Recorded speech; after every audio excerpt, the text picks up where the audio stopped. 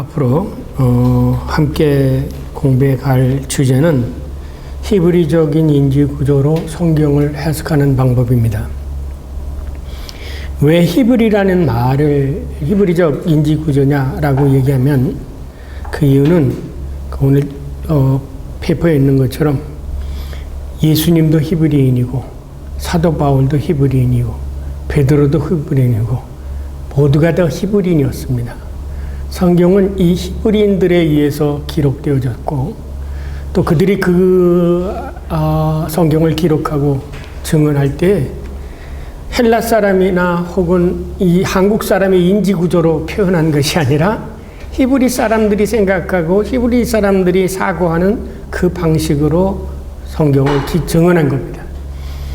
그런데 지금까지는 우리가 이 성경을 해석해 오는데 물론 이 앞에 있는 게 간단한 해석사입니다. 그러면 초대교회에서부터 그 다음에 중세일기까지 그리고 종교개혁 그리고 현대 특히 현대에 와서 성경을 소위 역사 비평학적으로 성경을 이해했죠. 이 역사 비평학적으로 성서를 이해한 것은 뭐냐면 18세기 계몽지 이후에 모든 것의 역사적인 관점을 가지고 해서 해결의 영향을 받아가지고 성사도 역사적 관점을 가지고 읽기 시작을 해왔습니다. 이 역사적 관점이라는 것은 히브리 사람들이 그 당시 유목 생활을 하면서 가졌던 그 정황 그리고 그러한 인지 구조하고는 전혀 상관이 없는 별개의 문제를 가지고 있습니다. 전에도 늘 항상 얘기지만 똑같은 집을 보는데 앞에서 보면은 정명도고 옆에서 보면 측명도고 위에서 보면 평명도가 나오죠. 히브리 사람들이 하나님을 경험하고 그들이 생각한 것으로 본 하나님, 그들이 본 하나님, 그들이 경험한 하나님 똑같은 입장에 가서 성경을 읽고 그래야 되는데 우리는 전혀 다른 입장에서 이렇게 해석을 해왔습니다. 특히 우리나라의 그 설교자들은 이 성경을 읽고 늘 항상 디모데후서 3장 16절 하나님의 영감으로 기록되어서 교육하고 가르치고 교훈하기에 유익한 책이다 그래서 이 성경을 우리나라의 옛날에 노노맹자와 같은 유교적 입장 속에서 전부 교훈 쪽으로만 해석을 해봤습니다. 그래서 여러분이 신약을 공부하면 성서 해석사를 배우게 되집니다. 성서 해석사를 볼 때 이제 소위 이게는 18세기에 그 율리우스 벨하우젠 뭐로 시작을 해서 데비 후드리 스트라우스, 그 다음에 폰 라우드, 혹은 찜 몰리, 현대 구약신학자의 모든 상학들, 오스카 쿨만, 이 모든 사람들이 다 역사적 관점에서 성경을 이해해 왔어요. 그러다 보니까 어떤 현상이 생기냐면 성경 안에서 생생하게 일어났던 사건들, 기적의 역사라든지 혹은 하나님의 현존하는 역사라든지 이런 것들이 무시되어져 버리고 항상 역사적인만 해석을 해버립니다. 그리고 성경에 있는 얘기가 결국은 죽어지게 되어버렸죠. 10여 년이 넘을 것 같습니다. 저는 서구의 이 역사 비평을 공부하고 성서 해석사를 다 공부하고 특히 루터가 성경을 했을 때는 4가지 방법으로 그로살이라는 게 있죠. 문자적으로 해석을 하고요. 교육적으로 해석하고 페다고기시하게 해석하고요. 그다음에 알레고리하게 해석하고 그래서 초창기 필로의 철학자들은 성경을 모두 알레고리적으로 해석을 해왔습니다. 그러니까 이런 성서의 해석사, 그 다음에 구약의 역사, 그 다음에 현대 신학 이렇게 연구를 해보니까 제가 느끼기에는 이거는 뭔가 잘못되어져 있다고 생각을 해서 10여 년 전부터 성경을 성서로부터 다시 해석하자. 이것은 이미 이제 마틴 루터가 얘기했던 상타 스크립투라 입시우스 인터프레스라는 성서를 해석하라는 그 원칙에 따라 성성을 분석해 보니까 성서에게는 지금까지 우리가 배워왔던 이런 서구 신학적인 그 방법 가지고는 정확한 이해를 할 수가 없겠다라고 생각을 해서 성경을 몇 독을 하면서 성경 안에서 이 히브리적인 사유를 발견하게 되어졌는데 마침 보만이 여기도 있습니다만 보만이라는 사람이 쓴 히브리적 사유와 헬라적 사유라는 책을 발견하게 되어서 이제 히브리적 사유와 그리스자의적인 사유를 전문적으로 연구를 하게 되어졌습니다. 그래서 이제 총 히브리적 사유의 특색을 앞으로 한 40강좌에 걸쳐서 특성을 강의할 계획입니다. 그래서 히브리인에 의해서 쓰여져 그 성서의 입장에서 읽어야 된다. 왜? 예수님도 히브리에 있어요. 그래서 예수님이 말씀하신 그 말씀을 이해할 때, 예를 들면 천국이 가까워 가난한 자가 복이 있다 뭐 이렇게 말씀하실 때 그런 거를 우리는 이해를 할 수 없는데 히브리적인 사고에 있어서는 왜 가난한 자가 복이 있는지를 이해할 수가 있게 되어지는 거죠. 그리고 죽은 자는 죽은 자라고 장사하고 너는 다르라. 왜 죽은 자가 어떻게 죽은 자를 장사하느냐?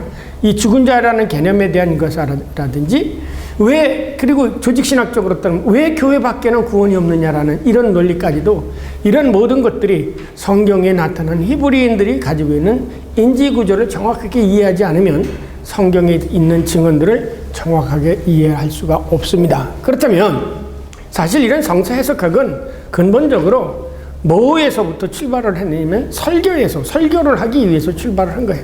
그런데 아까도 말씀드렸지만 우리나라 특히는 유교적 전통 속에서 하나님의 말씀을 읽고 전부 페다고기시하게 교육적으로 혹은 교훈적으로 해석을 해오죠. 이건 교과서적인 책이죠. 성경은 교과서가 아니에요. 성경은 예수 그리스도에 관한 책이고 예수를 증언하기 위한 책이죠. 그러니까 계시책이라는 이런 점에서 여러분들이 교회 안에서 설교하는 그 설교가 성경 해석이 잘못되었다면 전혀 엉뚱한 것을 여러분은 설교하고 있다는 것을 알아야 됩니다. 이것은 제가 오늘 본문에서도 있지만 단순하게 이렇게 뭐 제 아이디어를 내가지고 한 것이 아니라 순수하게 언어학적으로도 분석한 것이고 성서 신학적으로도 분석한 것이고요. 성서 해석적으로도 분석한 거, 여러 가지 측면 교리사적인 면에서도 분석한 거기 때문에 제가 어디다 내놔도 어떤 반론을 받더라도 제가 디펜스 할 수 있다라고 자부하는 내용입니다.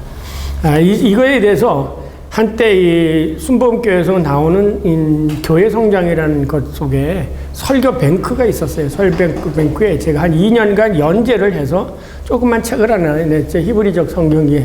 근데 많은 분들이 그 책을 원했는데 이게 절판이 돼서 책이 없어졌고, 그래서 그 책을 다시금 개정 증보해 가면서 이 강의를 계속 하려고 합니다. 그래서 거기에는 불과 20몇 개 그 주제밖에 없는데 앞으로는 한 40개 주제로 형성이 되어서 신학 전체. 그래서 만약 이 40개 정도의 모든 주제들을 다 빠짐없이 여러분이 정확하게 이해를 한다면 여러분은 아마도 제가 측측한데 훌륭한 설교자가 될 수 있을 거예요.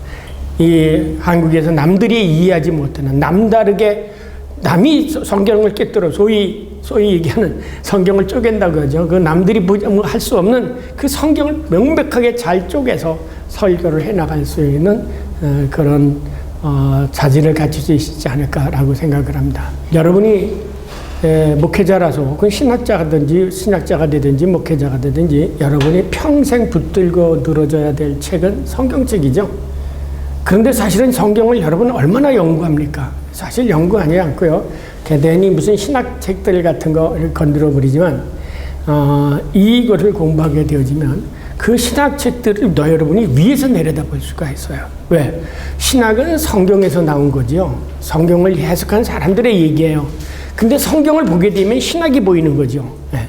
그래서 위대한 제가 얘기했잖아요. 위대한 책들은 책은 성경에 책은 세 가지 종류가 있다는 성경책. 이 성경에 관해서 연구 내놓은 책, 대가들의 책, 칼빈의 책이라든지 루터의 책이라든지 바르트 책. 그 다음에 바르트에 관해서 연구해낸 책이고 그 다음에 아래는 책도 아닌 책들이 많아요. 그러니까 여러분들이 그거를 깊이 생각해서 여러분이 성경을 직접 연구하게 되어진다면 여러분은 신학자들의 책을 이제 위에서 내려다볼 수 있는, 이 사람은 성경의 어느 부분만 보고 있구나라는 것을 알게 될 것입니다. 그만큼 이 성경을 매일 들고 쓴다고 하고 또 매일 설교해야 될 과제이면서도 불구하고 성경을 깊이 연구를 하지 않습니다. 특히 신학자들은, 여러분의 신학생들은 신학책을 읽기 성경을 안 읽잖아요. 그리고 성경 읽고 나서는 교훈적으로 지 맘대로 해석하고, 이게 한국교회의 현실입니다. 여러분은 사실은 역사 비평학이 뭔지 솔직히 자세히 배우지도 못했을 거예요. 이 역사 비평학이라는 것은 뭐냐면 모든 사건을 역사적 상황 안에서 해석하려고 했던 겁니다. 예컨대 창세기에 나오는 창조 이 신화가 있지 않습니까? 그 창조 신화를 그 시가 이게 피문서인데 이 피문서가 기록되어진 것을 보게 되지면 포로 이후다라고 생각해가지고 역사 창세기에 나타나는 그 창조 신화는 이 바벨론의 이스라엘 사람들이 포로가 되어져 갔으니까 바벨론의 창조 신화를 업데이트해가지고 이스라엘 사람들의 창조 신학을 만들었다. 그래서 바벨론의 창조 신화와 비교를 해서 성서의 창세기 1장 1절을 해석하려고 이것도 이런 것들이죠. 그 예를 들면 하나님의 아들이라는 개념도 어떻게 해석을 하냐면 하나님의 아들이라는 개념이 고대 근동에서는 어떤 왕, 신출기물한 사람 이런 사람들을 하나님의 아들이라고 했으니까 예수를 하나님의 아들이라고 고백한 것도 진짜 무슨 예수가 하나님의 아들이 아니라 이 예를 들면 바로를 신의 아들이라고 이렇게 얘기한 것처럼 그런 종류로서 예수를 그렇게 고백했다. 이렇게 성경을 해석하는 율. 그러니까 그 성경이 쓰여질 땐 그 시대적인 상황, 그 상황에 근거해서 성경을 이해하자. 라고 하는 것이었는데 그것이 사실은 누구의 영향을 깊이 받았냐면 여러분이 잘 아는 프리드리히 헤겔. 왜 하나님은 역사 속에서 이 역사를 운행해 가시는 절대 정신이다 이렇게 생각을 하게 됐죠. 그래서 사실은 여러분이 잘 아는 역사 비평학이라 아니죠 구속사, 뭐 약속과 성취, 오스카 쿨만이라든지 폰라드라든지 이런 사람들의 해석조차도 그 뿌리를 짜주고 가면 헤겔의 역사 해석적인 방법으로 이렇게 해석해 온 거죠. 그런데 히브리 사람들에게 있어서는 이제 그러다 보니까 히브리 사람들이 역사관이 있었다 뭐 이렇게 많이 말을 하죠. 근데 제가 보기에는 히브리 사람들에게 있어서 역사관이 생긴 거는 어느 때이냐면 포로 가나안 정복 이후에 생긴 거예요. 그 이전이라는 것은 역사관이 생기지 않았어요. 이제 그런 것을 이제 볼 때 지금까지 이 성경을 해석하는 것들이 이제 자기 하나의 고정된 입장에서 예를 들면 성경을 매일 어떤 교훈으로 해석하는 거. 아까 디모데후서 3장 읽은 것처럼 성경은 영감으로 기록된 것으로 교육하고 가르치기에 유익한 책이다니까 옛날에 노노 사서 삼경 읽을 때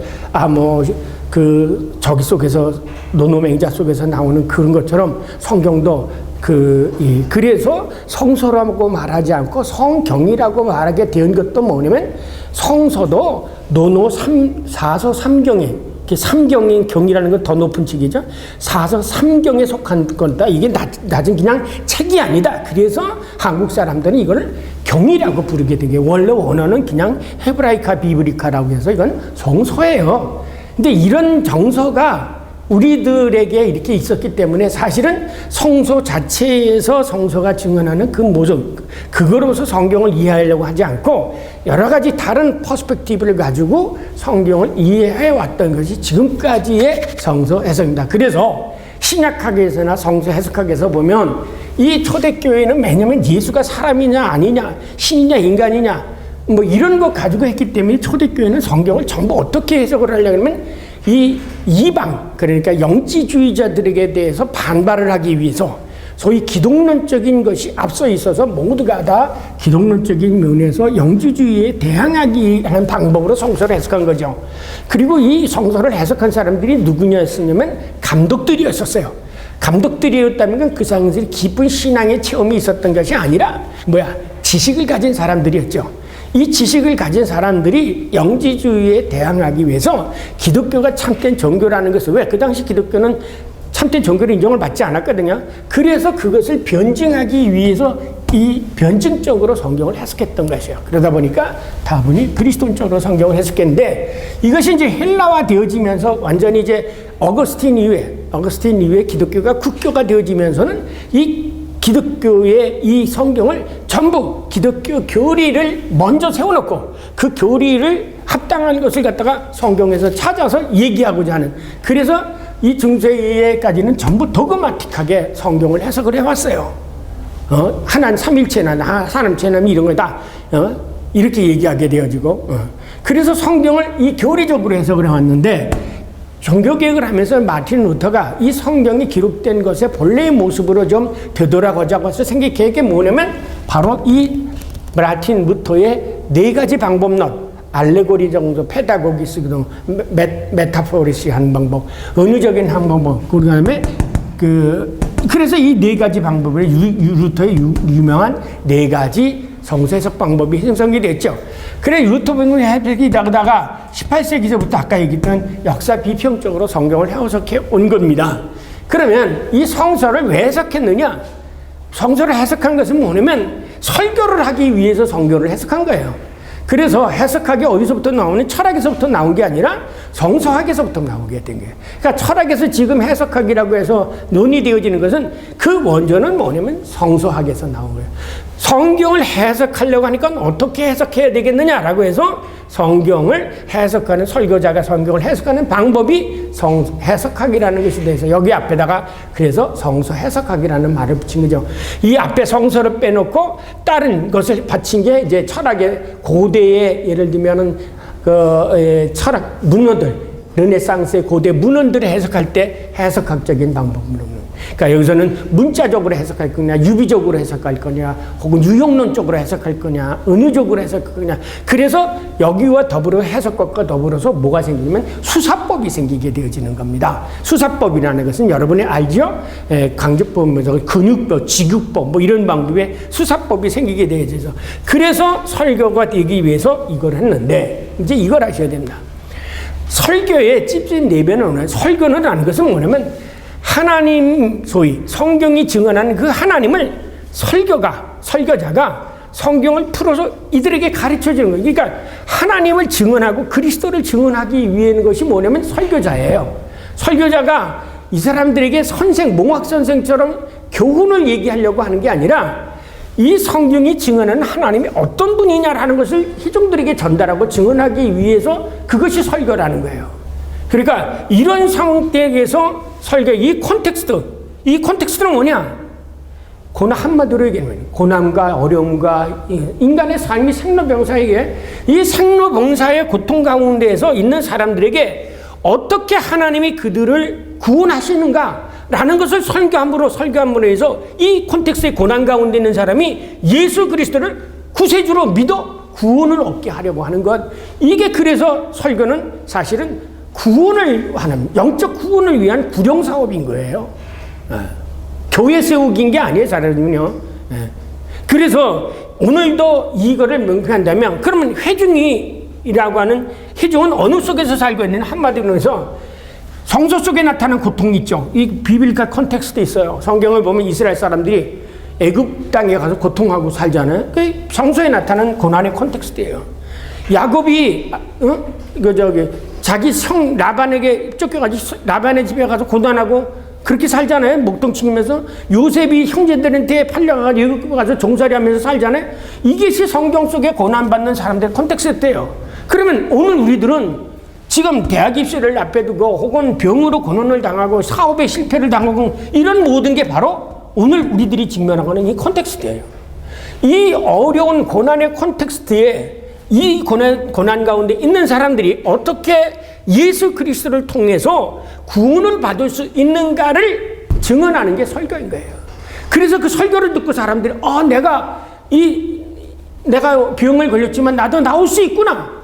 나를 구원해 줄 수 있는 하나님이 계시는구나. 내가 죽게 부르지만 하나님이 내 기도를 들어주시는구나. 라는 것을 알고 예수 그리스도의 이름으로 기도를 해서 이 해결함을 받아 이들이 그리스도인이 되어가는 수가 확장시켜 나가는 것. 이것이 교회가 형성이 되어지는 거예요. 그러니까 교회 예배 속에서도 가장 많은 퍼센트를 차지하는 게 뭐냐면 설교예요. 그런데 많은 사람들은 목회자들은 이 설교를 중요하게 생각하지 않아요. 교회의 정체성은 어디서 이뤄가느냐면 하나님의 말씀이 말씀되지 않을 때 교회의 정체성이 이뤄가요. 다시 말해서 하나님의 말씀이 없어져 버렸을 때 정체성이 이뤄가요. 여러분 지금 소아시아 지역이 지금 어디입니까? 터키 지역이잖아요. 터키 지역이. 그 터키 지역 지금 뭐가 다 지배합니까? 이슬람이 도죠. 바울이 전대했던 그쪽 에베소서 그러나 그쪽 지역 다 옛날에는 소아시아 지역에 사도 바울이 3번씩이나 전도를 여행했다는 거죠. 근데 이게 다 죽었어요. 왜 그런 줄 아십니까? 말씀이 없어졌기 때문에 죽은 거예요.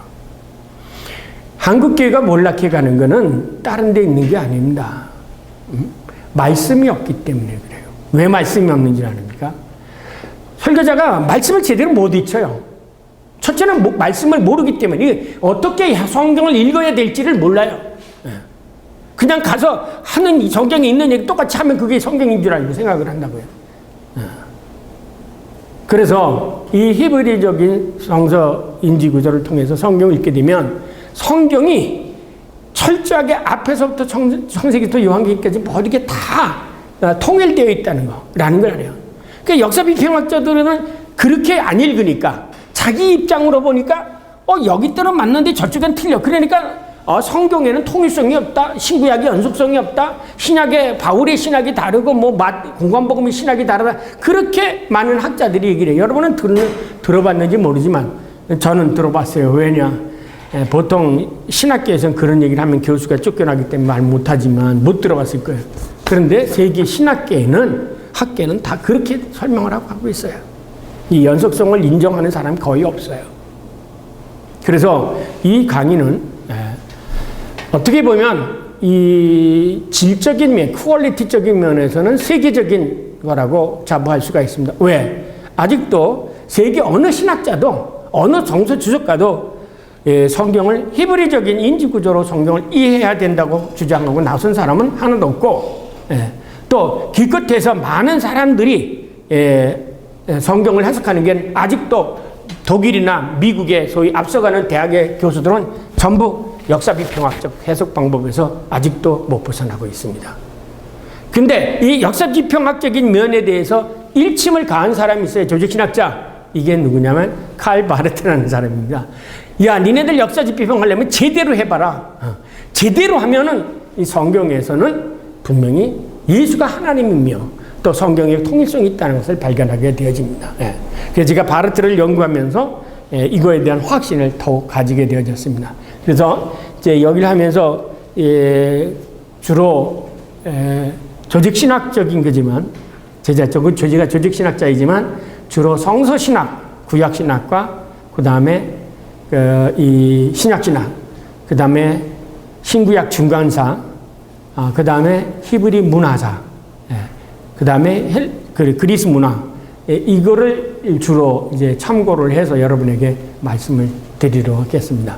그러고 나서 한번 성경을 읽어보게 되면 성경이 왜 이렇구나 왜 이렇게 하나님 말씀하셨는가를 아시게 될 겁니다.